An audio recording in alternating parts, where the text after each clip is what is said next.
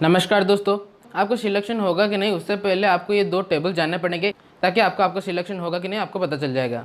तो दोस्तों चलिए इस दो टेबल को जानते हैं, उसके साथ साथ आपका जो तमाम डाउट्स है उसको भी हम क्लियर करेंगे। इसके लिए वीडियो को लास्ट तक देखिए ताकि आपका कोई डाउट ना रहे। उसके बाद भी अगर कोई डाउट रहा तो आप मुझे कमेंट्स में बताइए। तो दोस्तों बिना किसी टाइम वेस्ट के चलिए शुरू करते हैं आज का टॉपिक।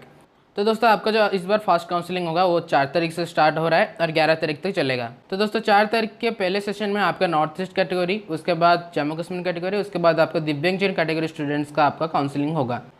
नॉर्थ ईस्ट में आपका रैंक 1 से 26 तक आपका सिलेक्शन होगा। जम्मू कश्मीर में रैंक 1 से रैंक 11 तक होगा। उसके बाद दिव्यांगजन कैटेगरी के लिए रैंक 1 से रैंक 8 तक बच्चों का सिलेक्शन होगा।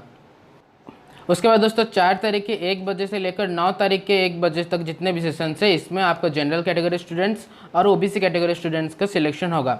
उनका कॉमन रैंक होगा वो रैंक 1 से आपका रैंक 530 तक कॉमन रैंक। इसका मतलब कॉमन रैंक 530 तक जितने भी जनरल स्टूडेंट्स और ओबीसी स्टूडेंट्स है आपको काउंसलिंग अटेंड करना है आपके सेशन का मुताबिक। उसके बाद दोस्तों 10 तारीख को OBC rank holders ahead of common rank 530 that is OBC rank 157 to 311। तो दोस्तों इसका मतलब है 10 तारीख को ओबीसी रैंक 157 से लेकर 311 तक जिन लोगों का रैंक है उन लोगों को आपको अटेंड करना है 10 तारीख में काउंसलिंग। उसके बाद दोस्तों 11 तारीख को all SC rank holders and all ST rank holders, मतलब जितने भी एससी स्टूडेंट्स हैं और जितने भी एसटी स्टूडेंट्स हैं उनको अटेंड करना है आपको 11 तारीख को। SC rank up to 183 and ST rank up to 34। तो दोस्तों आशा करते हैं ये टेबल आपको समझ में आ गया होगा। तो दोस्तों 4 तारीख से आपको 10 तारीख में जो काउंसलिंग होगा, एवरीडे जो काउंसलिंग होगा 2 सेशन, उसके बाद जितने सीट्स खाली होंगे उसका जो लिस्ट है वो वेबसाइट में निकलता है। इसलिए हमेशा आपको वेबसाइट चेक करना पड़ेगा इस 4 तारीख से लेकर 10 तारीख के अंदर, ताकि आपको पता चल सके कि आपका कितना सीट्स बचा हुआ है। उसके बाद दोस्तों मेन मुद्दा है कि आपको सिलेक्शन होगा कि नहीं। इसे जानने के लिए आपको कितने सीट्स है उसको आपको दिमाग में रखना पड़ेगा। For example total BPT seats for general आपका इसमें विस्तार में है 31, एनआईएलडी में 26 और निपमेड में है आपका 8। तो दोस्तों टोटल 65 सीट्स है बीपीटी के लिए जनरल बच्चों के लिए। ओबीसी में 17 इसमें विस्तार के लिए है, 14 एनआईएलडी और 4 निपमेड में, टोटल 35 सीट्स है। ओबीसी के लिए बीपीटी में टोटल 35 सीट्स है। उसके बाद दोस्तों एससी के लिए 9 सीट्स है इसमें में, 8 सीट है एनआईएलडी में और 2 है निपमेड में, टोटल 19 सीट्स है। उसके बाद एसटी के लिए है 5 इसमें सीट है, 4 एनआईएलडी में है और 1 निपमेड में, टोटल 10 सीट्स है। उसके बाद ईडब्ल्यूएस कैटेगरी के लिए 5 एनआईएलडी में है और 3 निपमेड में, टोटल 8 सीट्स है। तो दोस्तों यहाँ पर एक एग्जाम्पल लेते हैं बीपीटी इसमें में। दोस्तों यहाँ पे आपका 31 सीट्स है और टोटल अगर तीनों कॉलेज के मिला दे तो आपको 65 सीट्स है। तो दोस्तों आपको अगर एक बीपीटी सीट्स चाहिए तो दोस्तों 65 सीट्स है जनरल के लिए बीपीटी के लिए। तो दोस्तों आपका अगर कॉमन रैंक 100 के अराउंड रहता है तो आपका चांस है कि आप एक सीट ले सकते हैं बीपीटी में। और नॉर्मली क्या होता है कि बीपीटी के सीट्स ही पहले खत्म होते हैं और एसबी बीपीटी के सीट्स पहले ही खत्म हो जाते हैं। इसलिए हमेशा हर रोज़ का काउंसलिंग खत्म होने के बाद आपको चेक करना है कि कितना सीट्स बचा है फिलअप होने के लिए।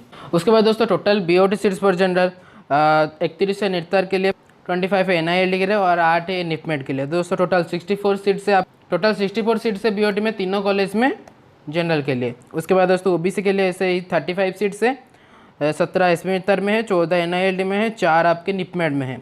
एससी के लिए निर्तर में 9 सीट्स है, एनआईएलडी में 8 सीट्स है और निपमेड में आपका 2 सीट्स है, टोटल 19 सीट्स है। और एसटी के लिए निर्तर में 6 सीट्स है, एनआईएलडी में 4 सीट्स है, निपमेड में 1 सीट है, इसलिए टोटल 11 सीट्स है। ईडब्ल्यूएस के लिए एनआईएलडी में 5 और निपमेड में 3, टोटल 8 सीट्स है। उसके बाद दोस्तों बीपीओ में जनरल के लिए है इसमें में 23, एनआईएलडी में 17 और निपमेड में 8, इसलिए टोटल 48 सीट्स है। ओबीसी में इस तरह 27 सीट्स है तीनों कॉलेज में। एससी के लिए 15 सीट्स है, एसटी के लिए 8 सीट्स है तीनों कॉलेज में और ईडब्ल्यूएस के लिए 5 सीट्स है। तो दोस्तों टोटल जनरल सीट्स है बीपीटी के लिए 65, बीओटी के लिए है 64, बीपीओ के लिए है 48। तो दोस्तों टोटल है 177 सीट्स है जनरल के लिए। उसके बाद दोस्तों ओबीसी में है आपके 35, ओबीसी के लिए 35 बीपीटी सीट्स है, 35 बीओडी सीट्स है, 27 बीपीओ सीट्स है, तो टोटल है 97 सीट्स। उसके बाद दोस्तों एससी के लिए है 19 for BPT, 19 for BOT and 15 for BPO, तो टोटल 53 सीट्स है एससी के लिए। उसके बाद दोस्तों एसटी के लिए 10 है बीपीटी सीट्स, 11 है बीओडी सीट्स और बीपीओ के लिए 8 सीट्स है, तो टोटल 29 सीट्स है। तो दोस्तों एक एग्जांपल यहाँ पे लिखते हैं। फॉर एग्जांपल एससी के लिए है 53 सीट्स। तो आपका अगर एससी रैंक 1 से एससी रैंक 53 तक है तो आपका कन्फर्म है आपको एक कोई भी सीट मिल जाएगा कोई भी कॉलेज में। पर आपका अगर रैंक उससे ज़्यादा है, फॉर एग्जांपल यहाँ पे कितने बच्चों को बुलाया गया है, फॉर एग्जांपल यहाँ पे 11 तारीख को बुलाया गया है 183 तक, एससी रैंक 183 तक, मतलब 183 रैंक तक जिन्होंने भी एससी रैंक रखा है उनको वो काउंसलिंग अटेंड करेगा। और उन 183 बच्चों में से ओनली सिलेक्शन होगा ओनली 53 स्टूडेंट्स का। तो मान लीजिए आपका अगर रैंक 60 या 70 है, अगर आपका रैंक आते आते जब अगर सीट्स फिलअप हो जाता है, 53 सीट्स फिलअप हो जाता है तो आपका एडमिशन नहीं होगा। पर मान लीजिए 11 तारीख को क्या है कि 53 में से 20 जन अटेंड नहीं किए, कोई भी रीजन की वजह से अटेंड नहीं किए, काउंसलिंग अटेंड नहीं किए, इसका मतलब उनका तो नहीं होगा। तो दोस्तों वो जो 20 सीट्स फिलअप के लिए क्या होगा, तो 53 में 20 ऐड कीजिए, तो 53 में 20 ऐड कीजिए, हो गया 73, यानी कि 73 रैंक तक आपका काउंसलिंग होगा। अब अगर आपका रैंक 70 है तो आपको एक सीट मिल जाएगा, कोई भी कॉलेज में कोई भी कोर्स में हो सकता है जहाँ पे सीट्स खाली हो।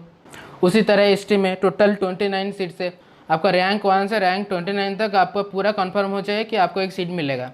उसी तरह आपको अगर रैंक 29 के बाद से मतलब रैंक 30, रैंक 40 ऐसा कुछ है, कितने बच्चों को बुलाया गया है, रैंक एसटी रैंक 34 तक बुलाया गया है।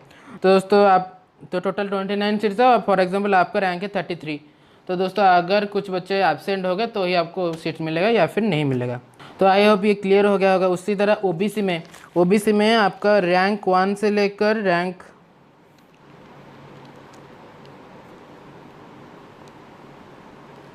रैंक 1 से लेकर रैंक 156 तक आपको 4 तारीख से लेकर 9 तारीख के बीच काउंसलिंग होगा। और 156 तक आते आते अगर 97 सीट्स फिलअप नहीं होता है तो आप 10 तारीख में काउंसलिंग अटेंड करके आप अपना कोई एडमिशन कर सकते हैं।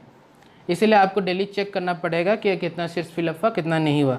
उसी तरह जनरल में भी वही सेम है, आपको हर रोज़ देखना पड़ेगा कि कितना सीट्स अभी बचा है। इसलिए जिन लोगों का कॉमन रैंक जितना हायर होगा उनका चांस है कि उनका काउंसलिंग हो जाएगा। टोटल आपके 177 जनरल सीट्स और कॉमन रैंक आपको तो बुलाया गया है 530 तक वो देखेंगे, वो 530 रैंक तक आते आते वो देखेंगे कि 177 सीट्स फिलअप होता है कि नहीं। अगर फिलअप नहीं होता है, मोस्टली ऑल सीट्स फिलअप हो जाते हैं और इनके सब ये फर्स्ट काउंसलिंग के बाद भी अगर सीट्स फिलअप नहीं होते हैं तो फिर वो सेकंड काउंसलिंग करेंगे। पर बहुत ही कम बच्चों का ये ऐसा होता है जो फॉर एग्जांपल वो कोर्स छोड़ के चले जाते हैं या फिर ऐसा कुछ होता है, उसके बाद ही वो या फिर काउंसलिंग अटेंड नहीं करते। इसी तरह अगर कुछ सीट्स खाली हो जाता है तो उस सीट्स को फिलअप करने के लिए सेकंड काउंसलिंग होता है। उसके बाद दोस्तों आपने जो पूछा कि कॉल लेटर कब मिलेगा और कहाँ मिलेगा, तो दोस्तों कॉल लेटर सबको नहीं मिलता है। आपका जितना रैंक है, फॉर एग्जाम्पल 530 तक कॉमन रैंक है, उसी तक आपको कॉल लेटर मिलेगा। ओबीसी के लिए 311 तक मिल सकता है, एससी के लिए 183 रैंक तक आपको कॉल लेटर मिलेगा, एसटी के लिए 34 रैंक तक मिलेगा, नॉर्थ ईस्ट के लिए 26, जम्मू कश्मीर 11 और दिव्यांगजन के लिए 8 तक आपको कॉल लेटर मिलेगा। देखिए सीट्स जितना है उनको फिलअप करने के लिए ही एग्ज़ाम होता है, तो सबको कॉल लेटर इसलिए नहीं मिलेगा। फॉर एग्जाम्पल ये 530 के बाद जितने सीट्स फिलअप होंगे उसी के हिसाब से वो एक फॉर एग्जाम्पल फर्स्ट काउंसलिंग के बाद भी अगर 10-15 सीट्स अगर खाली हैं तो दोस्तों उसी हिसाब से 530 के बाद उन लोगों को काउंसलिंग के लिए बुलाया जाएगा। कॉल लेटर भी आपको उसी तरह जैसे कि एडमिट कार्ड और रिजल्ट आपने देखे उसी तरह आप कॉल लेटर भी डाउनलोड कर सकते हैं। जीमेल में भी शायद भेजे जाते हैं, मैं कन्फर्म नहीं हूँ। और कभी कभी कुछ बच्चों को रैंक होने के बावजूद भी कॉल लेटर नहीं मिल पाते हैं, तो भी आप काउंसलिंग अटेंड कीजिए। आपका जो डॉक्यूमेंट्स है उसके ऊपर मैं अलग से वीडियो बना दूंगा, या फिर पिछले साल में मैंने वीडियो बनाया था, आप उसे देख सकते हैं। तो दोस्तों आशा करता हूँ ये आपको समझ में आया होगा। आपको काउंसलिंग किसी भी हालत में अटेंड करना है, क्योंकि आप अगर काउंसलिंग अटेंड नहीं करेंगे आपका जो सीट्स है वो आपके जो पिछला जो रैंक होगा उससे मिल जाएगा और आप अपना सीट्स गवा बैठेंगे। इसलिए आपको मस्ट काउंसलिंग अटेंड करना है और आपको कितना सीट्स फिलअप हो डेली आपको वेबसाइट भी चेक करना है। तो दोस्तों आप अपना डॉक्यूमेंट्स रेडी कीजिए, उसके बाद दोस्तों आपको काउंसलिंग दिन आके अटेंड करना है। अगले साल की तरह इस तरह भी एसपी तरह में ही काउंसलिंग होगा, इसलिए उसी हिसाब से आपको सब तैयारी करना है, डॉक्यूमेंट्स रेडी करना है और आपको यहाँ पे ओलटपुर में आना पड़ेगा। तो दोस्तों आप ओलटपुर कैसे हैं ये वीडियो देख सकते हैं। आपका हर एक डाउट के लिए मैंने पहले ही वीडियोस बना के रखा हुए हैं, आप उसे ज़रूर चेक कीजिए। तो दोस्तों आशा करते हैं वीडियो आपके लिए हेल्पफुल होगा। आपको अगर अच्छा लगा तो प्लीज़ इसे लाइक कीजिए, उसके साथ प्लीज़ सब्सक्राइब भी कीजिए, क्योंकि डाटा दिखाता है कि 75.6% लोग जो हैं वो सब्सक्राइब नहीं करते हैं। दोस्तों ये फ्री है, कोई भी आपको चार्जेस नहीं है, आपको सिर्फ एक क्लिक ही करना है। तो दोस्तों सब्सक्राइब कर लीजिए, उसके साथ इस नोटिफिकेशन बेल को भी ज़रूर दबा दीजिए। दोस्तों ये वीडियोस मैं इसीलिए बनाता हूँ ताकि मुझे जो दिक्कत हुआ आप सबको ना हो, आपके लिए ये ईजी हो, इसलिए इस वीडियो को बनाता हूँ। इसलिए प्लीज़ इसे आपके दोस्तों के साथ भी शेयर कीजिए। तो दोस्तों इसी के साथ इस वीडियो को यहीं पर एंड करते हैं। आप सबको काउंसलिंग के लिए all the best. God bless you all.